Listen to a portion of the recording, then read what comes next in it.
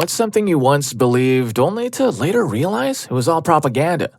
After Iraq invaded Kuwait, a young girl testified before the U.S. Congress. She related being in a Kuwaiti hospital, seeing Iraqi soldiers removing premature babies from incubators and shipping the incubators to Iraq while the babies passed away. A few years later, I learned the girl was a daughter of the Kuwaiti ambassador to the U.S. They lived in New York City the entire time, and there was no way she could have seen what she testified about before Congress. She had never even been to her own country. It turned out the event never happened. It was all just a ruse to motivate Congress to vote for intervention. To this day, that woman is basically a prisoner in her own home. Too many journalists try to ask her questions in public. Now she is not allowed out in public at all, and her husband refuses all interview requests.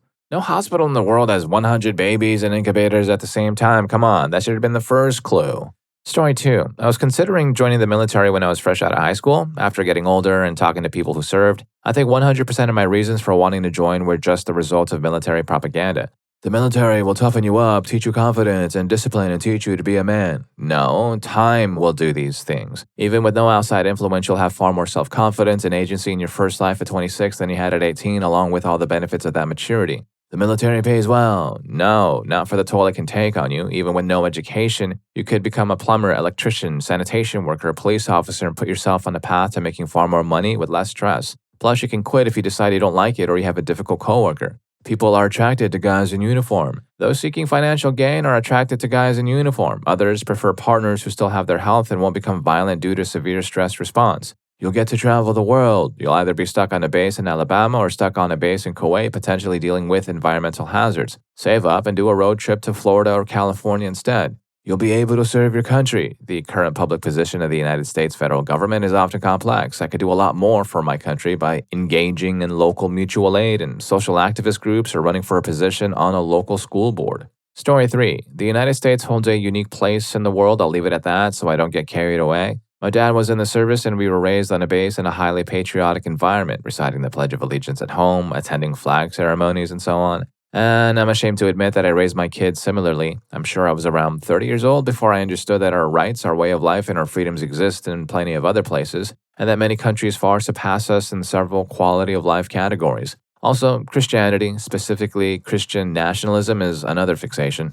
Story 4. The pervasive idea that all Americans are evil and want to harm my country, Cuba, was a belief I grew up with. When I was still a student, we were always reminded how terrible the American people were. I grew up believing this because at the time, only prestigious doctors, people in high government positions, and some military personnel had access to the internet for private use, albeit with restrictions. With the widespread arrival of the internet in the country, I've realized that the vast majority of Americans I've talked to are friendly. I even have a friend who lives in Chicago, and once a week we meet on a website called Jiggy to put together puzzles. Story 5. Propaganda equals marketing. Propaganda, marketing, and psychology are all different sides of the same concept. Therefore, if you want to realize what constitutes propaganda, the answer is practically everything. We are absolutely immersed in external messaging. Look around you. How many advertisements, taglines, headlines, and logos do you see? How many are you wearing? You'll listen to it on your radio, watch it on your screen, see it on posters, stickers, etc. Everything is essentially a commercial. The truth is constantly framed. Story 6. I was quite young and still very involved with the church. Around 12, 13 years old, I held anti-mask views and believed that people who contracted COVID were overreacting and that it was just like the flu. Fast forward and I lost my teenage years to long COVID. I now live with POTS, postural orthostatic tachycardia syndrome, and ME/CFS. I sometimes feel a sense of poetic justice, but I have to remind myself that I didn't deserve this outcome because of what I believed at the time. I couldn't have known any better at that age. Anti-mask and conservative Christian messaging were all I ever heard, as the churches I attended were quite conservative. I find it ironic that my 12-year-old self eventually got a taste of what just a flu can lead to down the line. I'd abandoned those beliefs and was taking proper precautions by the time I contracted COVID, but I still struggle with self-blame even though I couldn't have known better after being raised with that indoctrination. Story 7. Banks lend you their money. This is a statement I learned is inaccurate relatively recently and has fundamentally changed my view on finance. For my entire life, I believed that banks essentially operated with a fixed balance book. I thought a company founded a bank with, say, $1 million.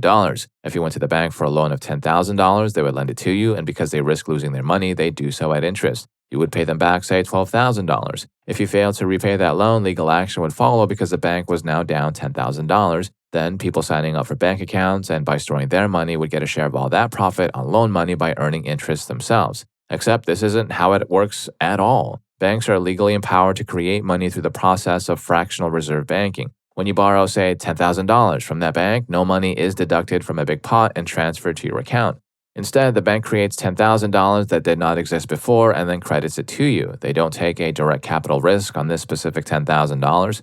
The reason banks need large amounts of capital is as a defense against a bank run. So, when so many people withdraw their money, that there's a serious liquidity risk because, in theory, the total amount of money and debt is supposed to balance out. But it never truly gets there. At every step of the process, the debt is, in essence, conceptual. When you repay the principal amount of the loan, that original money ceases to exist, but the interest does not. Therefore, the only actual newly generated wealth involved is the interest you pay to the bank. Story 8. Growing up in the Bible Belt, I was taught that being a conservative Christian was the correct and only way to live. Why do people accept the Bible as fact but then argue it's open to interpretation when it contains elements that read like a fantasy novel? Raising the departed? Check. All animals in the world fitting on a boat? Check. Walking on water? Absolutely. Turning water into wine? Why not? Heavens and earth created in 7 days. Of course. David and Goliath? A true story. I was also taught that the Confederate flag was a part of our heritage and not a blatant symbol of racism. I started thinking independently and more questions kept coming up, but I couldn't get a satisfactory explanation. For instance, who in my lineage fought for the Confederacy that I needed to adopt this symbol as my heritage? I never got an answer because it was clearly an excuse to keep a symbol of division. Living in the South can be confusing at times.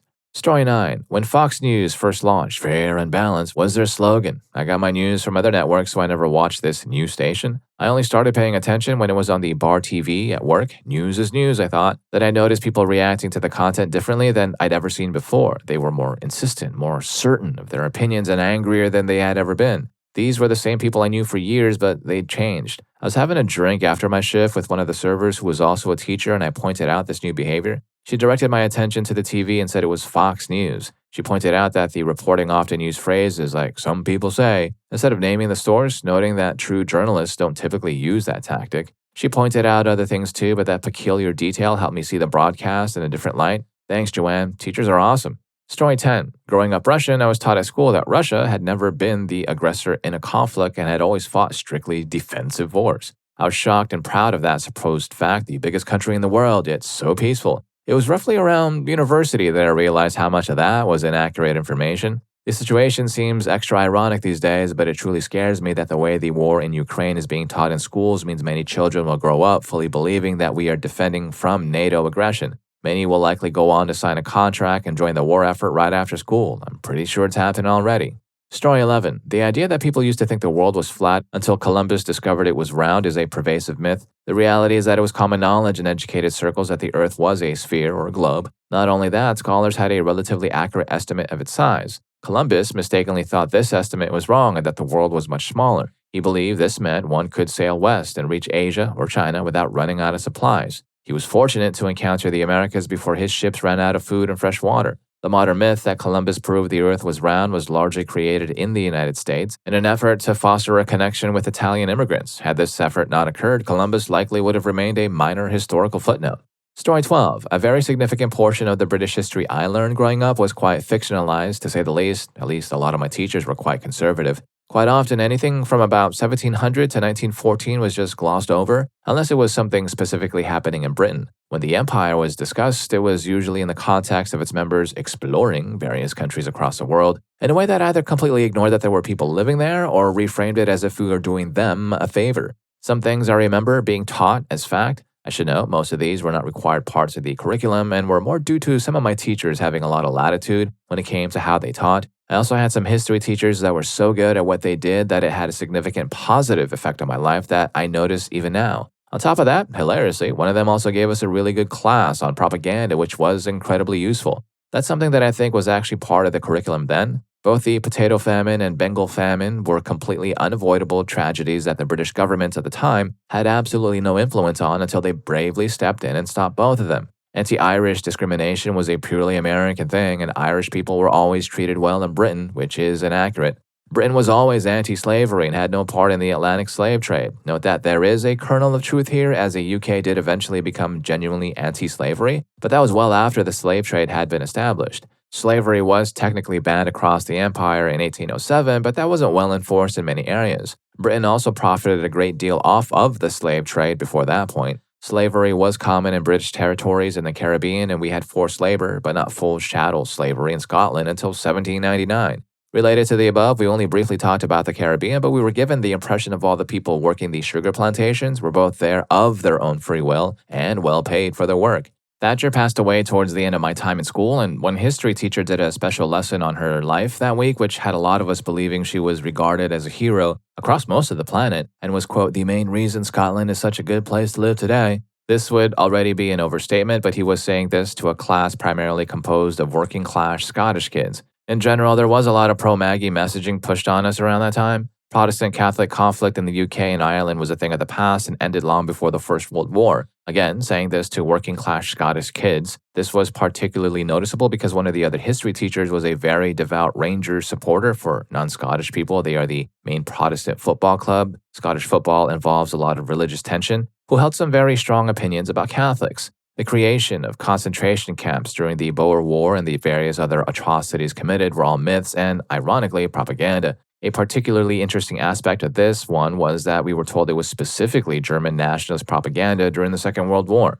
Speaking of German nationalist propaganda, we were taught a bit about the Allied bombings of Dresden, and that lesson accepted the German propaganda from the time as fact. This wasn't even necessarily malicious, as Goebbels' description of events was, and in my experience still is, the only one most people around here had heard. There was also a crucial bit of information left out, which was that, quote, strategic bombing, while a war crime now, wasn't considered one during the war. I hold a grudge against this omission as I ended up unknowingly repeating that misinformation well into adulthood. I didn't get this one personally. The way our history classes worked at the time was that each individual class had its own topic that year. I got the Weimar Republic that year, for instance.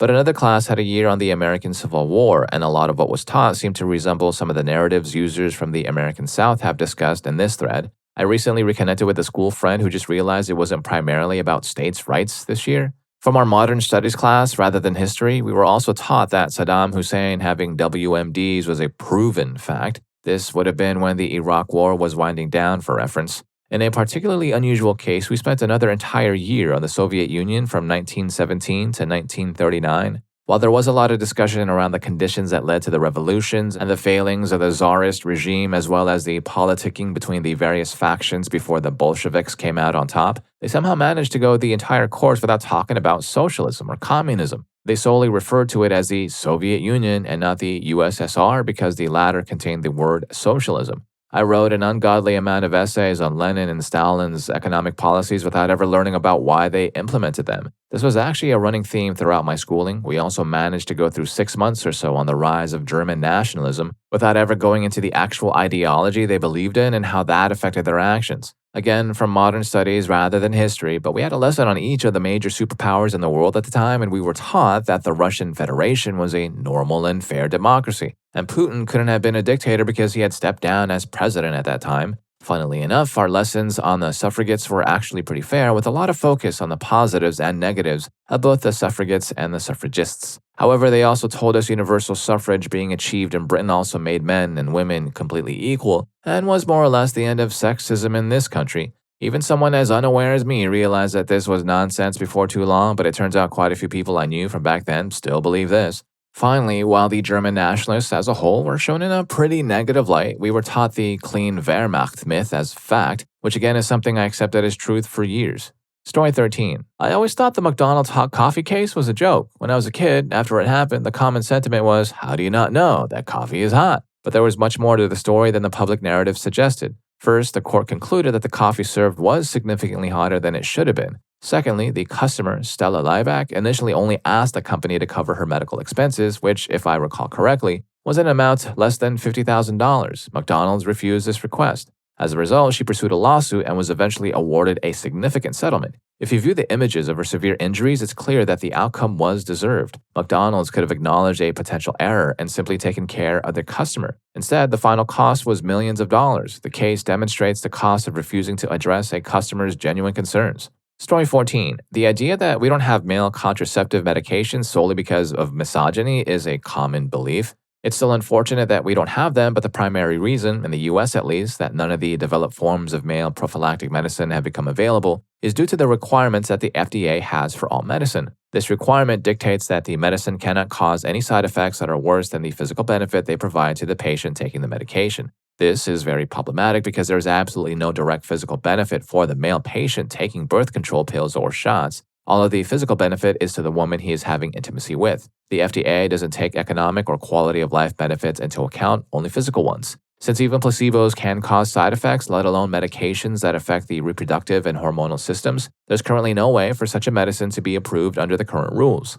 Story 15. As an American Jew, I know I'm not alone in admitting to believing in certain narratives regarding Israel. I participated in a birthright trip in 2017 and had a positive experience. The tour guides promoted the typical talking points one would expect, but at least on a kibbutz in the Golan Heights, one local musician, brought on as an ambassador, made some highly inappropriate remarks about Palestine. I am proud of my fellow travelers for strongly challenging his comments, which resulted in him being barred from working with Birthright in the future. However, I am not proud that it took until last year for me to fully understand the complexities of the situation, rather than just clinging to the idea of wanting peace and cohabitation. I now fully support the liberation of Palestine and oppose the actions of the Israeli government. Story 16. The emphasis on an individual carbon footprint and its importance serves to distract attention from the reality that climate change is a systemic problem closely tied to the nature of our economic system. Only those who have the power to change society's systems, governments, and large corporations can actually make a significant impact. The concept of the individual carbon footprint was, in fact, popularized by BP. In simpler terms, what good is telling people to take the bus more often and to ride a bike to work when you don't also tell them to pressure their government to invest in public transport and cycle lanes? The bus needs to be available and to be convenient first and foremost, then comes the matter of people using it instead of driving a car. Story 17. Well, I briefly believed in the core arguments of Gamergate, thinking it was actually about ethics and gaming and so on. That belief didn't last very long, thankfully, as any others involved were extremely hostile to any kind of critical inquiry. I remember very vividly being harshly criticized for suggesting we wait until a game, Mass Effect Andromeda, actually released before deciding it was flawed. At around the same time, I realized many of the online personalities I liked watching on YouTube were fundamentally misguided too. This fortunately helped me break free from that particular pipeline of thought. Story 18. I used to believe that the Black Panther Party were essentially criminals or tormentors. I only had a vague notion of who they were despite being fairly educated on subculture and countercultural groups of the mid-20th century, and I felt confident I recognized government propaganda. I remember when Beyoncé displayed the Black Power fist at the Super Bowl, I believe it was, and my mom gasped saying that it was a tormentor's gesture. One of my best friends, who has taught me a lot, started telling me about Fred Hampton and the propaganda created by the FBI against the Black Panthers. I was shocked and immediately began researching. That experience unraveled a lot of what I thought I knew about many things, particularly those related to Black history in the US. And if you're learning a thing or two from this video so far, don't forget to hit that subscribe and like button for more videos just like this. Story 19. I felt quite uninformed about this, but I didn't realize the extent of the issues surrounding Israel until about a decade ago. In my early 20s, I went on a birthright trip, a sponsored journey for young adults to visit Israel. I chose the least religious version of the trip I could find, and the messaging was pervasive. While I was in the Middle East, I started to recognize the complexities of the situation, which opened my eyes to the occupation and the decades of human rights concerns and severe actions taken in the name of security. SMH, at my previous ignorance, it was a horrifying and sad realization.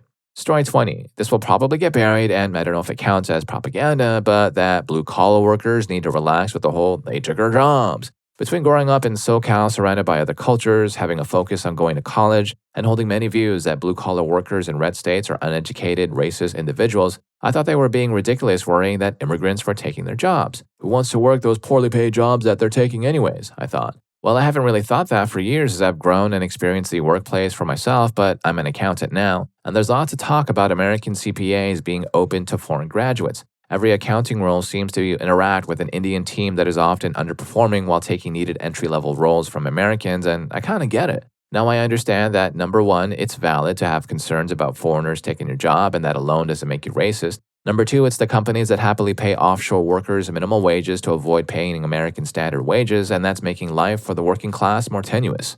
Story 21. Illegal aliens don't pay taxes, when in fact many undocumented individuals do actually pay taxes, and they pay significantly more than some American-born citizens. Meanwhile, it's the wealthy who are robbing us blind by not paying their fair share of taxes.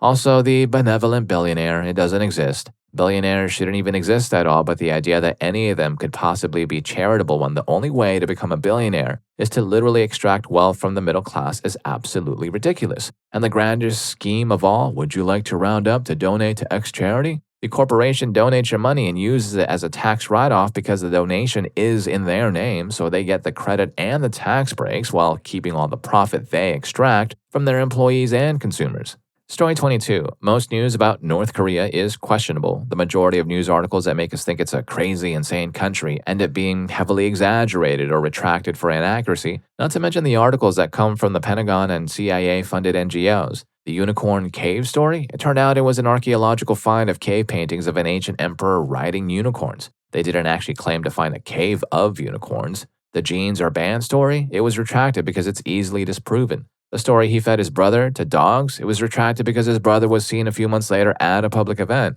Even the defector stories don't add up when you cross-reference their own narratives, and many probably embellish them because it's one of the few ways a North Korean can earn a living in the South. Also, they legally can't say anything positive about North Korea in the South because it's against the law there. I'm definitely not saying it's a paradise, but most of what we are led to believe about them is clearly not true or wildly exaggerated.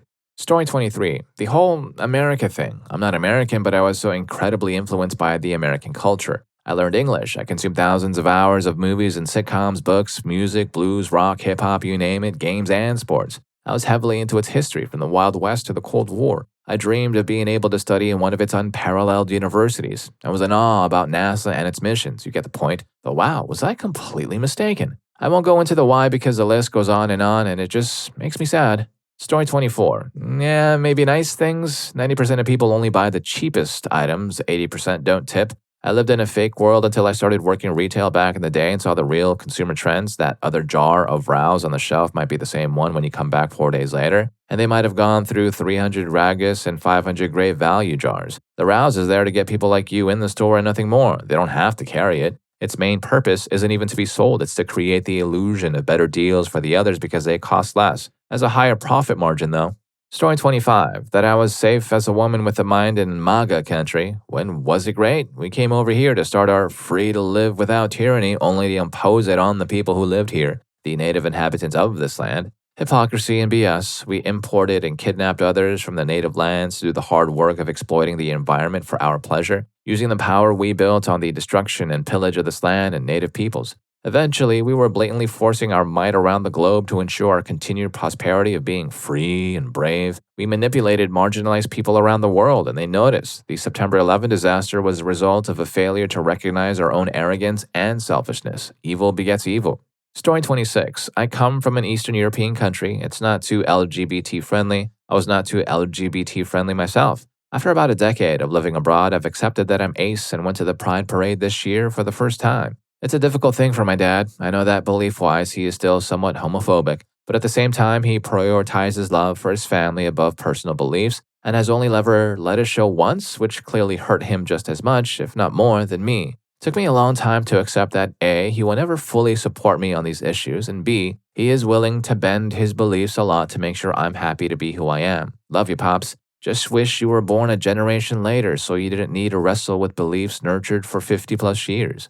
Story 27. Most of what America is, and has always been, is heavily curated. It sounds really trite and snobbish to say it like that, but I grew up in a military family in the South and all, and my dad's a conservative boomer from Ohio on top of that. So you just kinda don't really see behind the curtain for a while. Then you realize it's all kinda fake and misleading. All the flag sentiment, all the patriotism, all that national identity stuff. It's really always been about money and power dictating down with a handshake deal to white working class people to keep them on top of the bottom if they keep the gears turning. Story 28. American democracy has never been truly realized. It was created for white male property owners. Women had no vote, blacks had no vote, the needs of the poor were mostly ignored. A brief exception occurred after World War II when there was so much money circulating following the war effort. The receipts from the Lend-Lease program and the acquisition of German nationalist and Japanese wealth by the USA. This empowerment of the general population led to the civil rights movement where individuals fought like their lives depended on it, and the corporate owners of America conceded some ground for fear of an actual revolution. It came close to being realized until the combined actions of the Glass-Steagall Act repeal and the Citizens United ruling stole that progress away. This was achieved by amplifying corporate propaganda aimed at eliminating entitlements and rights of average Americans through corporate media ownership consolidation. It can still be obtained, but only at a great price. I just don't see a nation of uninformed and complacent people reaching for it currently. Civil war? That's the narrative the owners of the economy are pushing for to distract the people from a full-on revolution as they get poorer and poorer every year. Story 29. That cops responding to protests started the fights. It wasn't until I was at a protest and actively watched members of our group suddenly throw rocks and start fires that I realized cops are responding to our actions, not just inciting random violence. Then the response of our group only made things worse, and afterwards they were all spouting rhetoric about how cops are bastards and tyranny is running rampant. And all I could think of was, if you threw a big rock at me and lit a fire in my yard, the least of your problems would be tear gas. I don't know, man, it just changed something in me. Story 30. I was only 9 years old when Iraq invaded Kuwait. My uncle was a U.S. Army medic and was sent over there because he and his team specialized in the care of survivors in what we now call WMDs, chemical and biological weapons, as well as nuclear attacks, and his entire team got cancer. Saddam was a horrible person. Invading Kuwait was wrong. If gone unchecked and he invaded Saudi Arabia, he'd have effectively controlled the global oil trade and the global economy. He needed to be stopped. Do I believe some of the evidence was wrong and or fabricated? Definitely. The 1991 event was reasonable. The 2003 efforts were not. Story 31. I went to anti-termination fundraisers and they hand out pamphlets that are mostly just genuine misinformation to prompt emotions and outrage. I was a teenager at the time and believed them. These were people in my church, people I thought should be trusted. Luckily, as an adult, I did my own research and learned more about reproductive health, how the world and healthcare works in general for women and families, and frankly, I learned more about the Bible as well. But living in the world we're in today makes me feel others in my generation never learned the truth and then held on to the lies because they feel it's tied to their religious convictions and people they trusted. Accepting they were lied to might also mean accepting they were lied to about other things. It can be hard to accept someone who was supposed to love and protect you lied, either out of their own ignorance or out of something worse. As a Christian, it disgusts me that the church has been the strong arm of conservative propaganda, with church leaders going as far as to say no Democrat can be a Christian. I couldn't go to church anymore because it felt less like church was preaching the Bible and more like they were parroting politicians and interest groups. Even my mom, who doesn't vote but is traditionally conservative and goes to church regularly, has expressed fear of what they've become, just nothing but hate and outrage. Story 32. The high-minded freedom for all narrative attached to the American Revolution and all the fluff that goes with it may be controversial. Once you get the view from the practical perspective rather than the romanticized one, it becomes painfully clear that the Founding Fathers were waging the revolution primarily for their property rights and their freedom to fully exploit everyone else without paying taxes to England. It had almost nothing to do with individual freedom for all as it's portrayed today. For years, only rich white men could vote, and it took more than one armed uprising by the poor to secure rights for even non-property owning white men. The whole country was by the rich, for the rich from day one, and it took a lot of fighting and struggle to change that even marginally. The powers that be never stopped trying to get back to that original structure.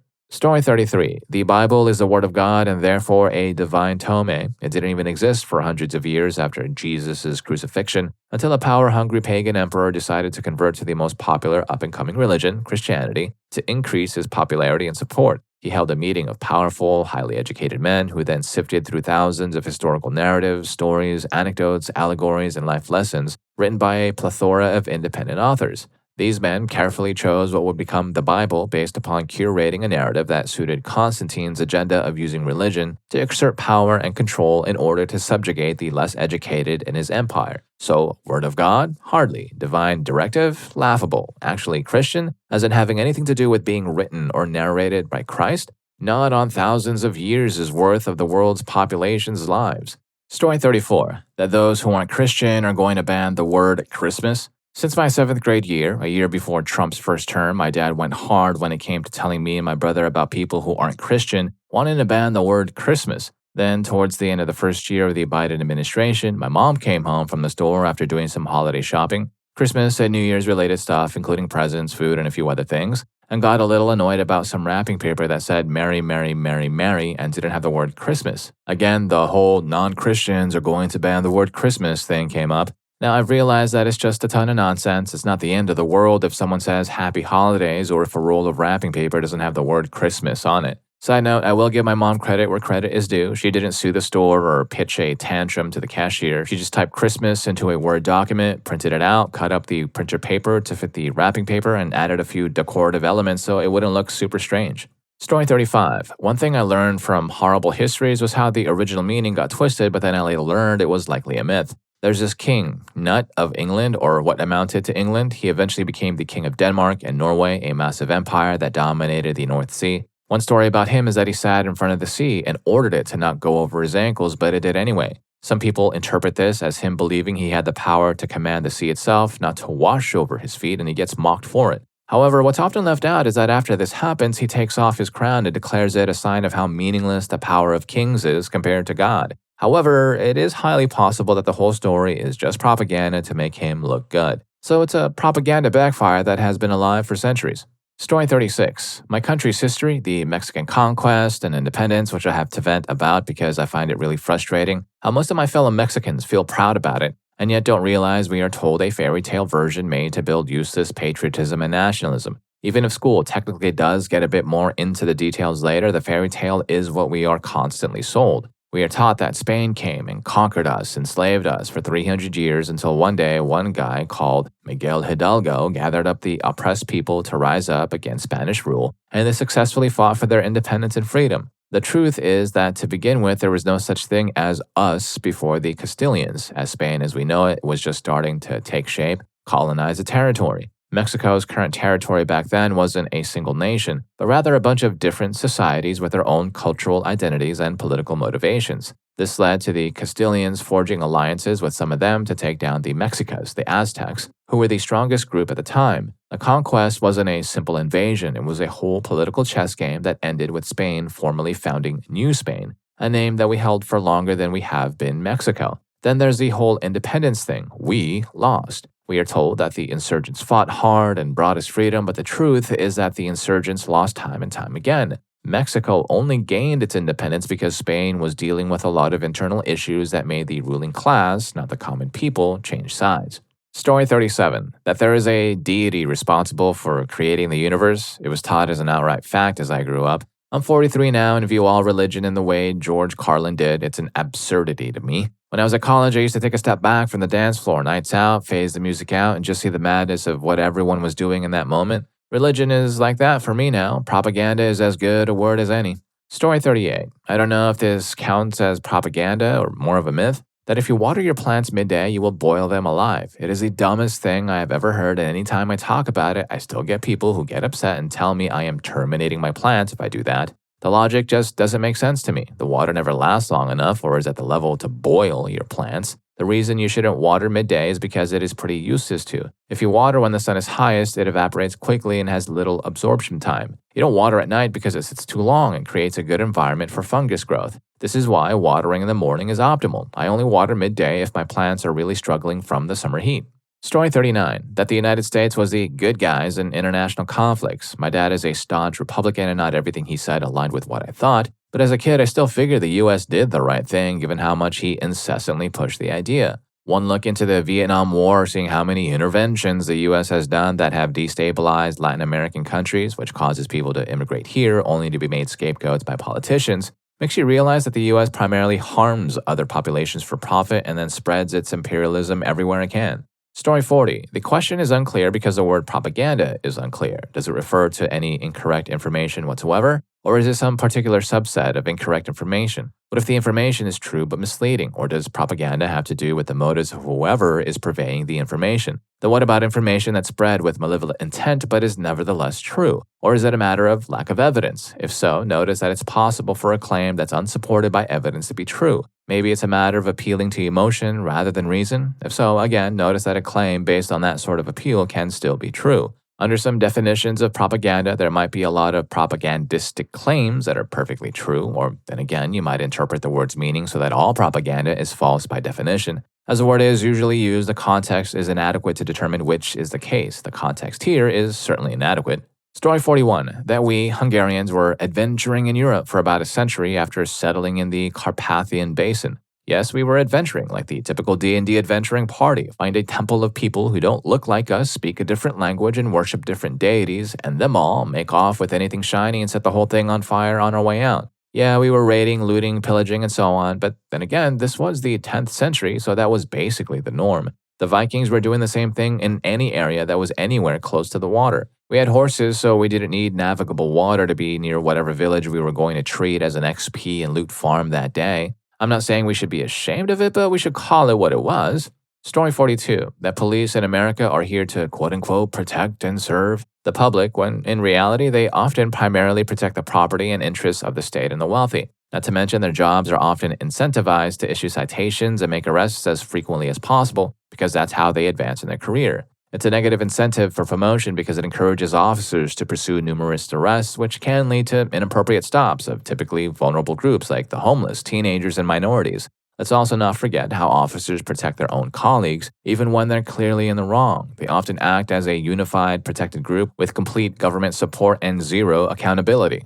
Story 43, that taking the wealth of the mega wealthy will fix things, but then I found out that the wealth of the mega wealthy is calculated similarly to a market cap. It's the most money you could possibly make from selling off the assets, which is also very unrealistic. The combined wealth can't fund the US federal government for even a year at current spending levels. Not only that, but if you did this, it would immediately destroy international trust in the US stock market, causing a bunch of foreign and domestic capital to be pulled out. This would destroy retirement accounts for many people and would also cause layoffs and slow job creation because companies wouldn't be able to raise capital as easily for R&D and expansion. It's basically a guaranteed economic depression. I now realize that this narrative of taking from the greedy rich so the poor can rightfully prosper is one of those ideas that makes sense intuitively, but is actually completely wrong and dangerous to do. It's kind of like how when someone has their limb crushed for a long period of time, the intuitive thing to do is to immediately take off whatever is crushing the limb. However, doing that will cause crush syndrome and make the person have a heart attack and kidney failure.